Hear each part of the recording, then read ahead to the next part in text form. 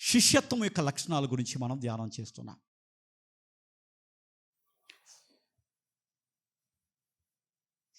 మన యొక్క జీవితాల్లో మనం రక్షించిన మన దేవుడు,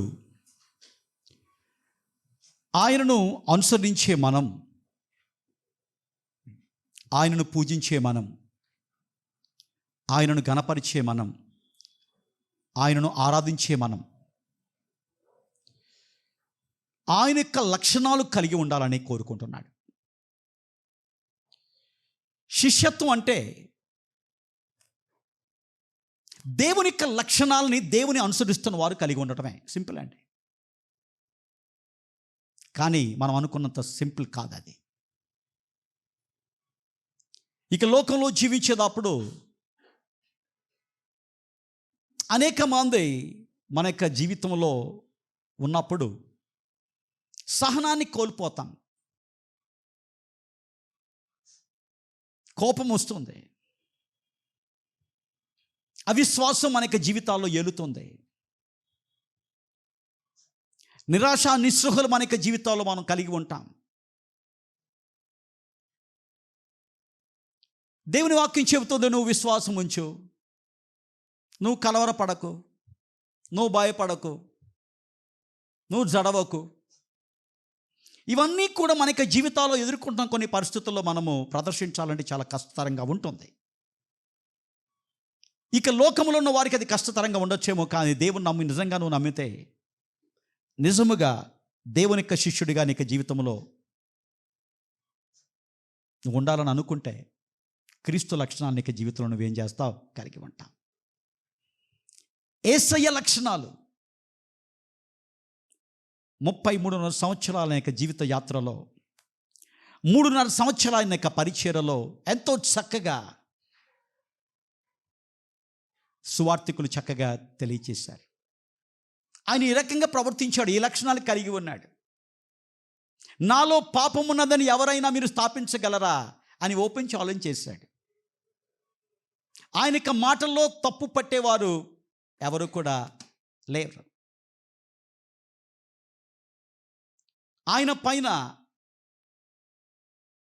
అపరిశుద్ధత అనేక నింద ఎవరు కూడా మోసేదానికి సాహసించలేదు. కారణం ఏంటంటే పరిశుద్ధంగా ఆయన జీవించాడు. తను పంపిన తండ్రి చిత్తాన్ని నెరవేర్తించే పనే తనకి జీవితంలో ముఖ్యంగా అనుకున్నాడు. అదే నాకు ఆహారం, అదే నాకు భోజనం. శారీరకంగా మనం భోజనాన్ని ఎంతగా ఇష్టపడతామో, యేసయ్య ఆత్మీయంగా దేవుని యొక్క పనిని, దేవుని యొక్క చిత్తాన్ని నెరవేర్చడమే నాకు ఆహారము, నాకు భోజనం అయి ఉన్నది. ఇలాంటి లక్షణాలు మనము యేసయ్య జీవితాన్ని నుంచి మనం నేర్చుకున్నాం. అలాగే యేసయ్యను అనుసరించిన 12 మంది శిష్యుల్లో మనం నేర్చుకున్నాం. ఇన్ఫ్యాక్ట్ మనం 13 శిష్యుల గురించి మనం ధ్యానం చేసాం. దాంట్లో యూదా ఇస్కరియోతులో ఒక నెగిటివ్ క్వాలిటీస్ మనం చూసాం. మిగతా 12 మందిలో కూడా శిష్యత్వ లక్షణాలు మన జీవితాల్లో మనం ధ్యానం చేసాం. తర్వాత నూతన నిబంధన గ్రంథంలో ఉన్న 27 పుస్తకాల్లో 50% అబౌవ్ ఆ యొక్క బుక్స్ రాసిన పౌలు గారి యొక్క సేవా జీవితాన్ని నుంచి, అపొస్తలుల కార్యాల గ్రంథము నుంచి మనం ఇంతవరకు కూడా దాదాపు 41 శిష్యత్వపు లక్షణాలు మనం ఇంతవరకు మనం నేర్చుకున్నాం, ధ్యానం చేశాం. 41 లక్షణాలు మీకు జస్ట్ జ్ఞాపకం చేసేదానికి నేను అన్ని చెప్పన్నాను. కానీ లాస్ట్ వెడ్నెస్డే, ముందు వెడ్నెస్డే నేను చెప్పిన ఇక 3, 39, 40, 41 జస్ట్ ఒకసారి మీకు జ్ఞాపకం చేస్తాను. విశేషములైన అద్భుతముల ద్వారా ప్రభు అయిన యేసు నామమును గణపరచువాడు ఎవరండి? దేవుడి నీ ద్వారా అద్భుతాన్ని జరిగిస్తాడు. నిన్ను నువ్వు గణపరచుకోకు. ఆ అద్భుతాన్ని చేయించిన అద్భుతకరుడైన యేసయ్యను మనం ఏం చేయాలి? గణపరిచేవాడే శిష్యుడు. దాని గురించి అనేక సంగతులు మనం ఆలోచన చేశాం. ఎల్లకాలము జనుల మధ్య మాదిరికరముగా నడుచుకొని మంచి సాక్ష్యము కలిగిన వాడు ఎవరండి? ఆలోచించేద్దాం. మన మాదిరి ఎలా ఉంది? మన సాక్ష్యం ఎలాగుంది? ఇంట్లో మన మాదిరి ఎలా ఉంది? ఇంట్లో మన సాక్ష్యం ఎలాగుంది? సంఘంలో మన మాదిరి ఎలాగుంది? సంఘంలో మన సాక్ష్యం ఎలాగుంది? సంఘం బయట మన మాదిరి ఎలాగుంది? మన సాక్ష్యం ఎలాగుంది? దేవుడు నిన్ను చూచినప్పుడు ఆయన సంతోషపడే సాక్ష్య జీవితాన్ని నువ్వు కలిగి ఉండాలి. ఇతరులు నిన్ను చూచినప్పుడు క్రీస్తు దగ్గరకు నడిపించే మాదిరిని మనం కలిగి ఉండాలి. అప్పుడు శిష్యుడిగా మనం ఉన్నట్లు అపొస్తలుడైన పౌలు ఈ లక్షణాలు ఆయన కలిగి ఉన్నాడు. అందుకనే ధైర్యంగా చెప్పాడు. అనేక సార్లు నేను చెబుతున్నాను, నేను క్రీస్తుని పోలి నడుచుకున్న ప్రకారం మీరు నన్ను పోలి నడుచుకోండి. ఈ లోకంలో ఏ పాస్టర్ కూడా ఆ రకంగా చెప్పలేడు. కానీ నిజంగా అపొస్తలుడైన పౌలు ఎంతగా ఎంతగా ఎంతగా సాక్ష్య జీవితాన్ని కలిగి ఉన్నాడు, ఎంతగా మాదిరి కలిగి ఉన్నాడు అనే యొక్క 40 లక్షణం నిజంగా మన యొక్క జీవితాల్లో మనం ఎప్పుడు కూడా జ్ఞాపకం చేసుకోవాలి. తర్వాత 41వ లక్షణం మనం గమనించింది, కుట్రల వలన అనేక శోధనలు సంభవించినప్పటికీ పూర్ణమైన వినయ భావంతో ప్రభువును సేవించువాడు ఎవరండి? అన్నీ చక్కగా ఉన్నాయి, కానీ ప్రభువు సేవించే పరిస్థితులు మనం లేం. అన్ని అనుకూలంలో ఉన్నాయి. దేవుడు అంతగా దీవించాడు, దేవుడు అంతగా ఆశీర్వదించాడు, దేవుడు ఇక స్థితిని దయచేశాడు. కానీ ఆ స్థితిని దయచేసిన దేవుణ్ణి సేవించే మనసు మనకు లేదు. కానీ అపొస్తలుడైన పౌలు చూడండి, అనేక కుట్రలు ఆయన పైన జరిగినాయి. ఆయన చేసిన తప్పు గురించి కాదు, సువార్త నిమిత్తం, క్రీస్తును చాటించే నిమిత్తం, ఇతరులను రక్షించాలని పడే తాపత్రయం, ఇతరులు నరకానికి వెళ్ళకూడదు, ఇతరులు దైవ మార్గములో ఉండాలి, ఇతరులు పరిశుద్ధంగా జీవించాలి అని ఇతరుల మంచి కోసం, ఇతరుల మేళ్ళ కోసం ఎప్పుడు కూడా ఏం చేశాడంటే ప్రయాసపడ్డాడు. తద్వారా కుట్రలు కలిగినాయి, అనేక శోధనలు సంభవించినాయి. అయినప్పటికీ కూడా తాను చేస్తున్న పనిని ఆపలేదు. ఒకసారి ఆలోచించేద్దాం. దేవుని సేవించేదానికి నీకే ఆటంకాలు లేవు, అయినప్పటికీ కూడా దేవుని సేవించేదానికి మనం వెనకంజ వేస్తూ ఉంటాం. ఇంకా కుట్రలు, కుతంత్రాలు, శోధనలు, కష్టాలు, జైలు వేసే పరిస్థితులు, కొట్టే పరిస్థితులు, ఉమ్ము వేసే పరిస్థితులు ఇవన్నీ వస్తాయి. ఇంకా చాలామంది సీక్రెట్ క్రిస్టియన్స్గా ఉండిపోతాం అంతే. చాలామంది సీక్రెట్ క్రిస్టియన్స్గా ఉంటున్నారండి. దేవునికి కావాల్సింది సీక్రెట్ క్రిస్టియన్స్ కాదు, ఓపెన్ క్రిస్టియన్స్. దేవుని వాక్యం చెబుతుంది, ఎవడైతే నన్ను బట్టి, నా నామాన్ని బట్టి ఏముంది సిగ్గుపడతాడో, తప్పు చేస్తే సిగ్గుపడు, బూతులాడితే సిగ్గుపడు, ఇతరుల పైన నిందలేస్తే సిగ్గుపడు, అయ్యో నేను ఈ రకంగా చేయకూడదని. కానీ క్రీస్తు కోసం నిలబడేదానికి సిగ్గుపడకు. ఎవరేమనుకుంటారు, నన్ను తక్కువగా చూస్తారు. మనుషులు తక్కువగా చూడొచ్చు, దేవుడు నిన్ను ఎక్కువగా చూస్తాడు. నీకు మనుషుల ఘనత కావాలా, మనుషుల అప్రిషియేషన్ కావాలా, దేవునికి ఘనత, దేవునికి అప్రిషియేషన్ నీకు కావాలా? చేతులు మాత్రం ఎత్తుతాం, దేవుని అప్రిషియేషన్ కావాలండి. సింపుల్గా రాదండి దేవునికి అప్రిషియేషన్. ఒక ఆదివారం గుడికిస్తే దేవుడు అప్రిషియేట్ చేస్తాడని అనుకుంటున్నావేమో నువ్వు. ఒక మిడ్ వీక్ సర్వీస్కి అదికోక ఈరోజు బహుశా ప్రాక్టీస్ ఉంది కాబట్టి ఎంతమంది మనం రాగలిగాం. అందుకని ఓకే నేను ఐఎమ్ డూయింగ్ గ్రేట్ వర్క్ అని అనుకుంటున్నావేమో.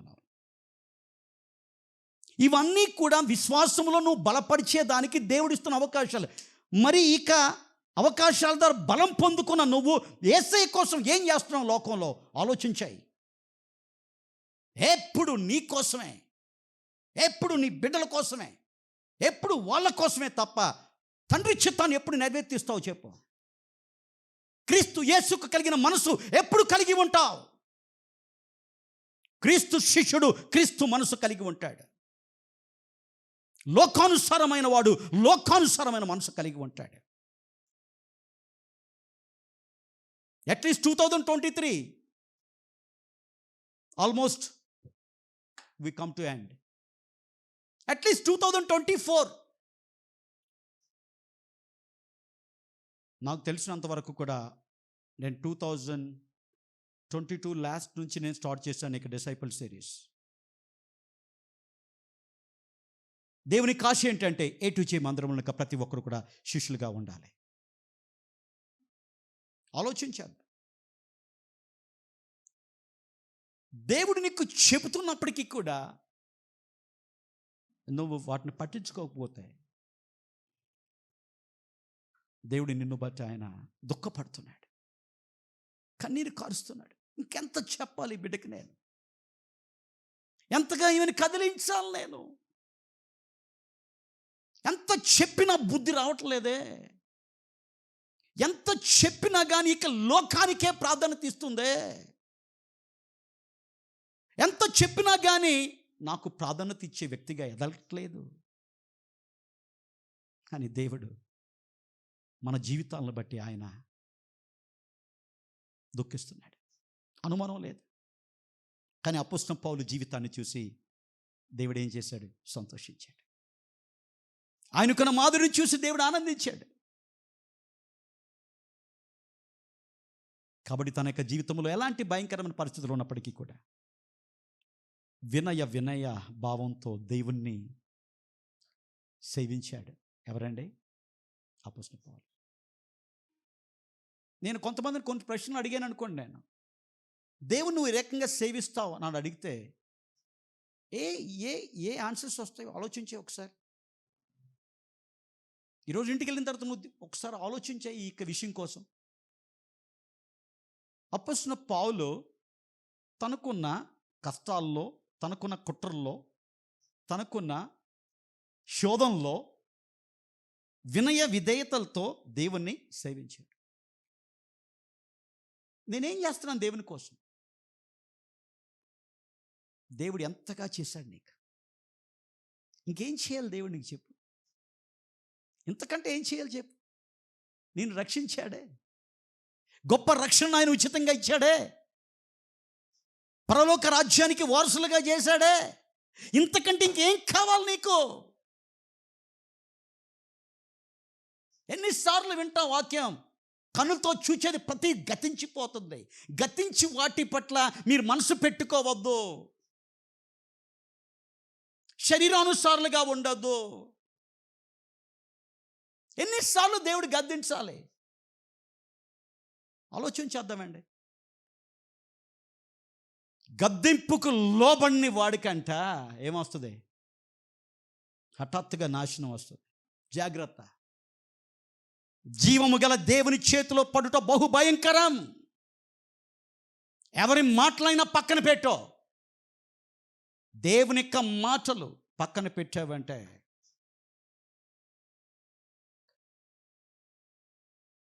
ఆలోచించేద్దాం. ఈరోజు సమయాన్ని బట్టి ఇంకొక 2 లేకపోతే 3 లక్షణాలు మీకు తెలియచేస్తాను. 42వ లక్షణం, అపోస్తలుల కార్యాల గ్రంథము 20:20. Acts chapter 20 verse 20.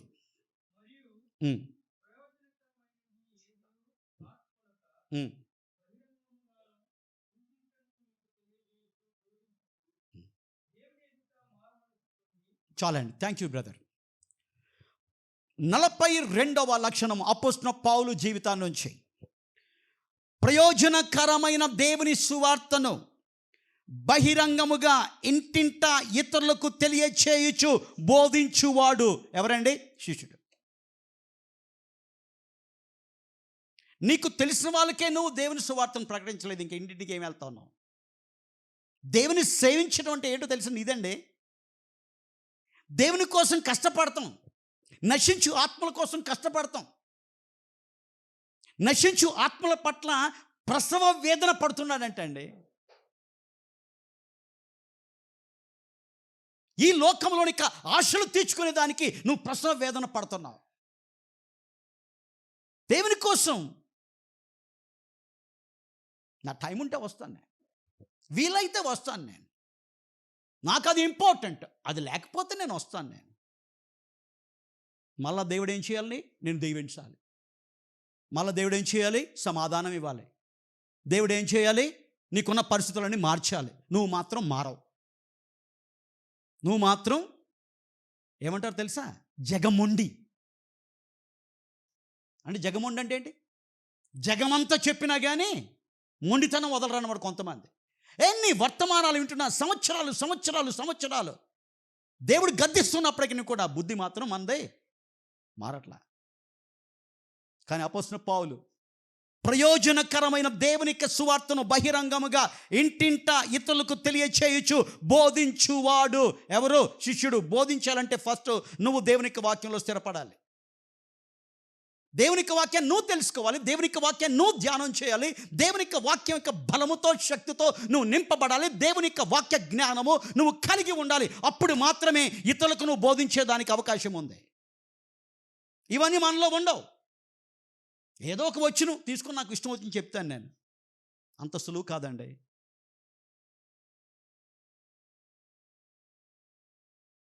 అపోస్తలుడైన పౌలు పరిశుద్ధాత్మ దేవుని యొక్క వశములో ఉండి దేవుని యొక్క వాక్యాన్ని తెలియచేసినప్పుడు జనాల్లో కదలిక కలిగింది. ఆత్మదేవుడు కార్యం చేశాడు. కారణం ఏంటో తెలుసా? శిష్యత్వపు లక్షణం.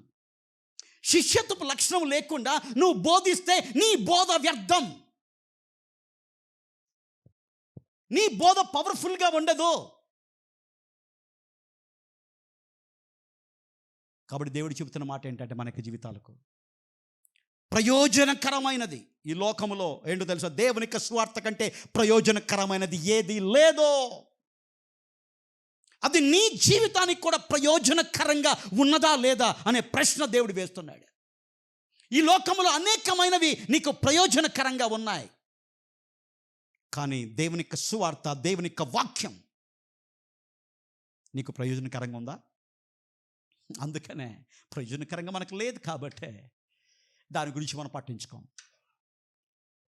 దాని ఇతరులకు చెప్పాలనే యొక్క ఆరాటం మనలో లేదు, ఆసక్తి మనలో లేదు.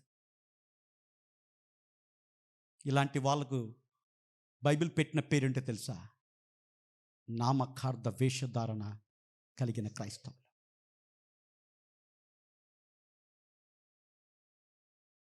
నేను ఒకసారి చెప్పాను, నేను వినేదానికి కొంచెం ఇబ్బందికరంగా ఉండొచ్చు మీకు. వేశ్య అయిన పరలోక రాజ్యానికి వెళ్తారు తప్ప వేషధారుడు మాత్రం పరలోకంలో ఉండడంట. ఎందుకంటే స్టేట్మెంట్ నేను ఎక్కువ చెప్పలేను. ఈ వేషధారులకు మారు మనసు కలగట్లా, ఈ వేషధారులకు పశ్చాత్తాపం కలగట్లా, ఈ వేషధారులకు యేసయ్య విలువ తెలియట్లా. ఈ వేషధారులకు వేషం మాత్రం వేసుకుంటారు, క్రీస్తు వేషం. నేను కూడా చర్చికి వెళ్తున్నాను, నేను కూడా బైబిల్ చదువుతాను, నేను కూడా ఏదో చేస్తాను నాకు ఇష్టం వచ్చినట్టు. వేషధారే. ఎంతకాలం దేవుడు నేను భరించాలి చెప్పు? ఎంతకాలం భరించాలి దేవుడు నిన్ను?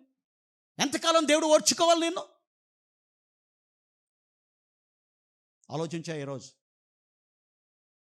నా ప్రార్థన ఏంటంటే ఈ వర్తమానం ద్వారా అనేకమైన హృదయాల్లో కదలింపు కలగాలి.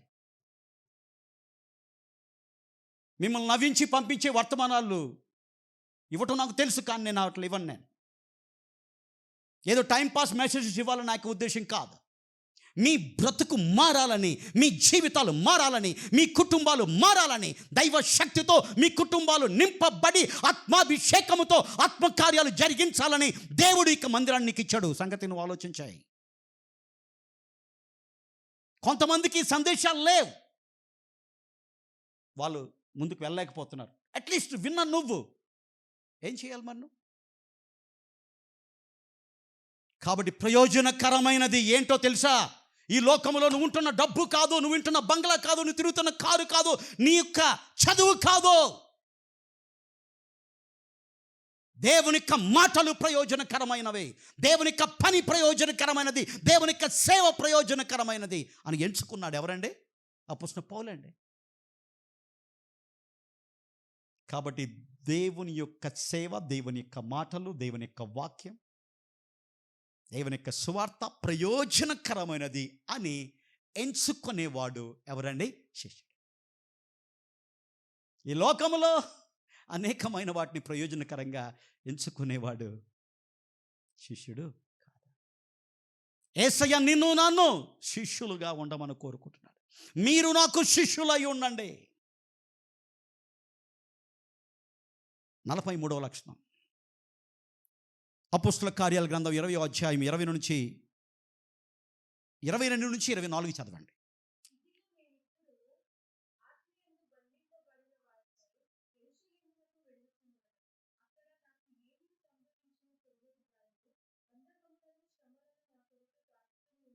బంధకములను శ్రమలను నా కోసం కాచుకొని ఉన్నాయి. నాకు తెలుసు యెరూషలేములో వెళ్తే ఏం జరుగుద్దో నాకు తెలుసు. కానీ నేను నా ప్రాణాన్ని సహితం క్రీస్తు సువార్తకు నిమిత్తం ఇచ్చేదానికి నేను వెనుకంజ వేయను. దేవుని కృపా సువార్తను గురించి సాక్ష్యం ఇచ్చుటకు, ప్రభు వలన పొందిన పరిచర్యను తుదముట్టించుటకు ప్రాణము సహితం కోల్పోయేదానికి సిద్ధపడిన వాడు ఎవడంటే శిష్యుడండి. అపోస్తలుడైన పౌలు ప్రాణం సహితం కోల్పోయేదానికి దేవుని యొక్క సేవ కోసం ఏం చేశాడు? సిద్ధమయ్యాడు. నువ్వు నీకున్న సమయాన్ని నాకేమంటే ఇవ్వలేకపోతున్నాను, నీకున్న తలంతులు నాకేమంటే ఇవ్వలేకపోతున్నావు. 1 గంట దేవునికి సన్నిధానంలో కూర్చోవాలంటే నీకు అవ్వదు. ఒక సహవాసానికి రావాలంటే నువ్వు అనుకుంటావు ఏదో కోల్పోతాం మేము. కానీ పిచ్చిపాటి కబుర్లు పెప్పి ఏదో ఒక ఫంక్షన్ పెట్టుకుంటే దాదాపు 4 గంటలు కూడా గడిపేదానికి మనం బోరు కొట్టదు. అప్పుడు టైం వేస్ట్ అవ్వదండి, అప్పుడు టైం వేస్ట్ అవ్వదు.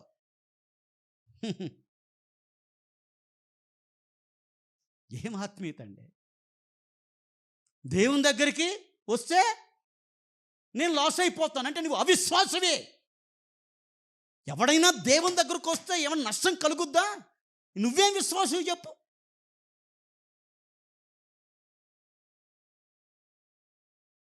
అపోస్తలుడైన పౌలు ప్రాణం సహితం ఏం చేశాడు? తెలుస్తుంది యెరూషలేముకి వెళ్తే బంధించబడతారు, యెరూషలేముకి వెళ్తే ఓవర్ ఆత్మదేవుడు ఆల్రెడీ బయలుపరిచాడు. కానీ ఏం చేస్తున్నాడు? వెనుకంజ వేళ ప్రాణము సహితం నేనేం చేస్తాను? నాకు జీవం ఇచ్చిన ఆ యేసయ్యకు నేనేమి ఇవ్వగలను?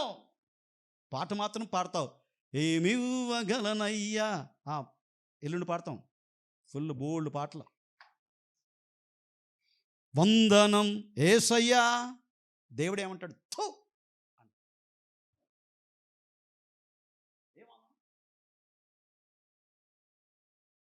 నా కోసం ఏం చేస్తాను? చూడు, నా యొక్క సేవకుడైన పౌలు నిజమైన శిష్యుడు ప్రాణం సహితము వెనుకంజ వేసేదానికి వెనుకంజ వేయలా, సిద్ధపడ్డాడు. ప్రాణం సైతం నేను ఇచ్చేస్తా. లాస్ట్ 44వ లక్షణం మనం చదువుకున్న యొక్క వచనంలోనే 20-22 చదవండి. ఫస్ట్ పార్ట్, అపోస్తలుల కార్యాలు 20-22. ఆత్మయందు బంధింపబడిన వాడు శిష్యుడు. అందరూ చెప్పండి, ఆత్మయందు బంధింపబడిన వాడు శిష్యుడు. ఆత్మయందు బంధించకుండా శరీర విషయముల మందు, శరీర బంధకముల యందు బంధించబడిన వాడు ఎవడో శిష్యుడు కాదు. ఆత్మయందు బంధించబడిన వాడు శిష్యుడు. ఆత్మ ఏమంటది? దేవుని ఆరాధన చేయి.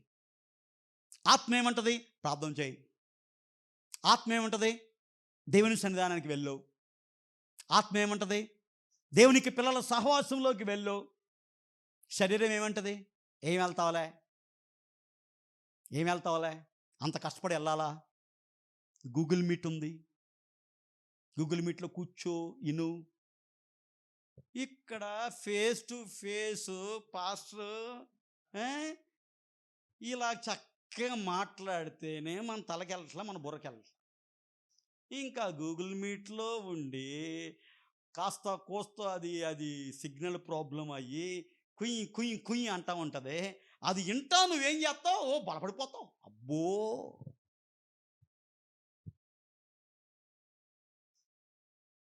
ఆలోచించేద్దాం ఈరోజు. నువ్వు దేని చేత బంధించబడ్డావు?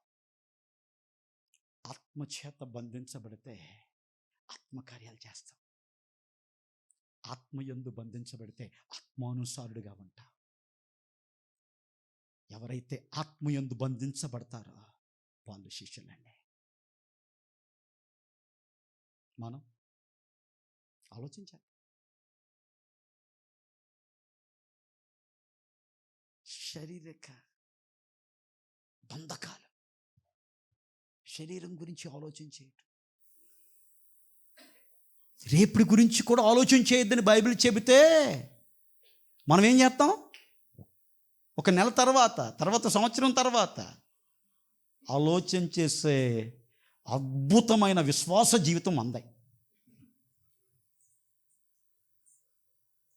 కాబట్టి దీని గురించి ఇంకా ఎక్కువ చెప్పచ్చు, టైం లేదు కాబట్టి నేను ముగిస్తున్నాను. నేను ఒకే ఒకటి సూటి అని ప్రశ్న. నువ్వు దేని చేత బంధించబడ్డావు? దేని చేత నువ్వు బంధించబడ్డావు?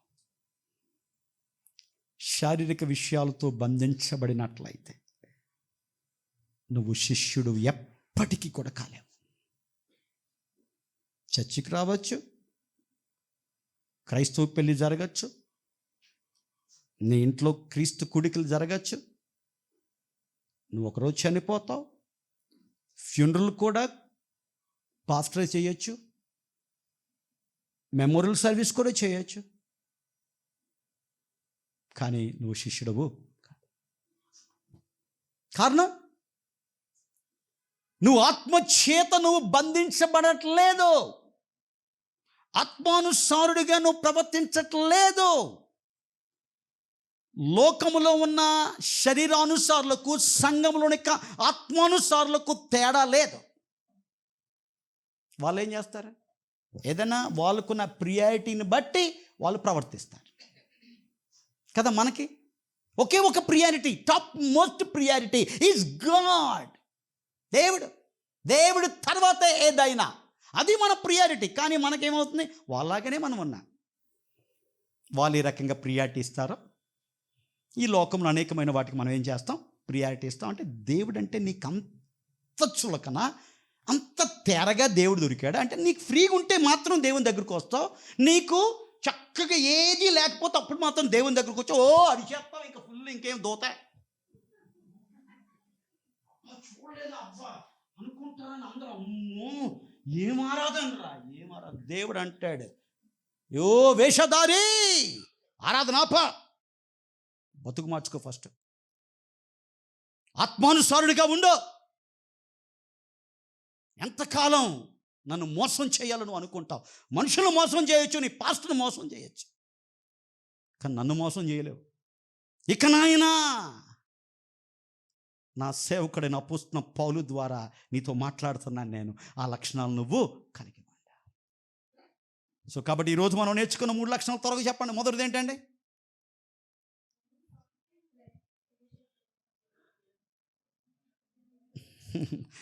మీరు నన్ను తిట్టుకున్నా పర్లా, చెప్పినా పర్లా, చెప్పపోయినా పర్లా, నా పని నేను చేస్తా. కారణం ఏంటి? మీరు నన్ను పెట్టుకోవాలా, మీరు నన్ను నియమించుకోవాలా, మీరు నాకు ఓటు ఇవ్వాలా. ఈయనే మా పాస్టర్ అని దేవుడు నన్ను నియమించాడు, ఇక్కడ పెట్టాడు, మిమ్మల్ని అందరిని కూడా రప్పించాడు. కాబట్టి మనమందరం కూడా దేవుని మాటను విందాం. మనం ఆ రకంగా మనకి జీవితాల్లో మనం ఏం చేద్దాం, కొనసాగుదాం. సో కాబట్టి ప్రయోజనకరమైన దేవుని సువార్తను బహిరంగంగా, నువ్వు క్రిస్టియన్ ని పక్కోడు కూడా తెలియదు, అవునా, బహిరంగంగా ఇంటింటికి సువార్త చెప్పేవాడు ఎవడండి? శిష్యుడు. రెండోది, దేవుని కృపా సువార్తను సాక్ష్యం ఇచ్చేదానికి ప్రభు వలన పొందిన పరిచర్యను తుదముట్టించుటకు ప్రాణము సహితం కోల్పోయేదానికి సిద్ధపడిన వాడు ఎవడు? శిష్యుడు. లాస్ట్ మోస్ట్ ఇంపార్టెంట్, ఆత్మయందు బంధింపబడినవాడు. ఆత్మయందు బంధించబడినవాడు అంటే ఎవడో తెలుసా? దేవుని యొక్క వాక్యము చేత బంధించబడినవాడు, ప్రార్థన చేత బంధించబడినవాడు, దేవుని యొక్క సహవాసాల ద్వారా బంధింపబడినవాడు, దేవుని యొక్క ప్రేమతో బంధింపబడినవాడు, దేవుని యొక్క ఆశలతో బంధింపబడినవాడు శిష్యుడు. అలాంటి కృపను దేవుడు మనకిచ్చి నడిపించును గాక. ఆమేన్.